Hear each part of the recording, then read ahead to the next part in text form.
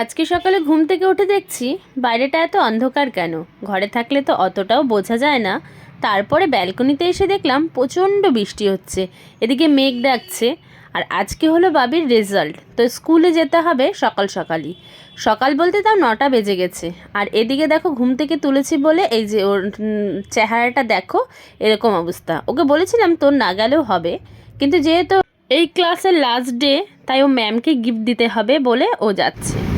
আমিও রেডি হয়ে যে বেরিয়ে পড়লাম। আর বাইরে যেন প্রচণ্ড ঠান্ডা লাগছে। বাবিকে একটা ফুল শার্ট পরিয়ে দিয়েছিলাম। আর আমাদের রেজাল্ট নেওয়া হয়ে গেছে, বাবি ভীষণ ভালো রেজাল্ট করেছে।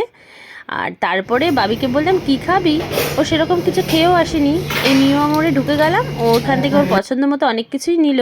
আর একটা স্যান্ডউইচ নিয়েছিলাম আমার জন্য। তো এসে খেতে খেতে ভুলেই গেছি ভিডিও করার কথা। তারপরে একটু দেখালাম। আর এই যে দুপুরে এখন খেতে বসে গেছি। আজকে রান্না হয়েছিল ভাত আর বেগুন পোড়া আর মাছের ডিমের চচ্চড়ি আলু দিয়ে। আর এখানে মাও খাচ্ছিল, মাকেও একটু নিয়ে নিলাম। আর এখানে মাছের ঝোল ছিল। হয়ে গেল খাওয়ার পরে এত বাসন ধুতে ধুতে পুরো হাঁপিয়ে উঠেছি। দেখো এক গামলাটা না দেখো এই পাশ থেকে ভেঙে গেছে, এত বাসনের চাপে পুরো ভেঙে গেছে। তো খাওয়া দাওয়া শেষে দেখো মা সেদিন এসে এখানে দেখো কুলের আচার বানিয়ে দিয়েছে। এই যে এটা একটা, আর এই যে দেখো এখানে আছে।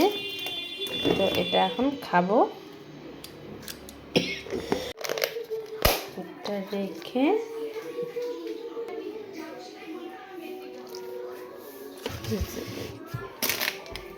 বিকেলবেলা আবারও রেডি হয়ে গেছি। এখন যাচ্ছি আমি আর আমার শাশুড়ি মা নার্সিংহোমে।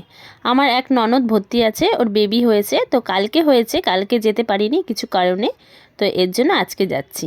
বাইরে বৃষ্টিটা কমেছে, কিন্তু আবহাওয়া কিন্তু ঠান্ডা।